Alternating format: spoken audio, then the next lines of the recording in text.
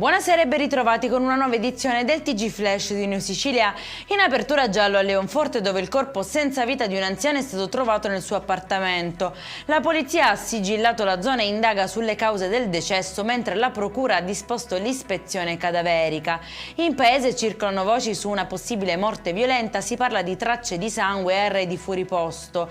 Al momento però nessuna ipotesi è esclusa, si attendono i rilievi della scientifica.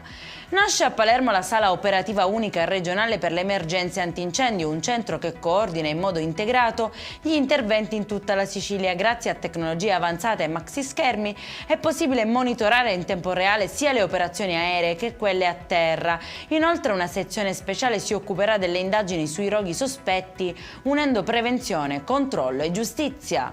Il comune di Mister Bianco ha lanciato il progetto Adotta una telecamera in città per migliorare la sicurezza urbana. Cittadini e imprese potranno infatti donare dispositivi da installare in punti strategici.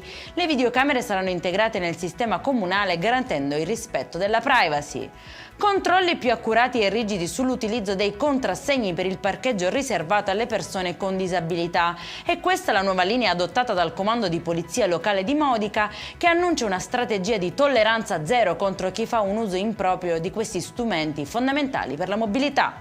E in chiusura il meteo, domani sarà una giornata caratterizzata da tempo instabile con cieli coperti e piogge accompagnate da forti raffiche di vento.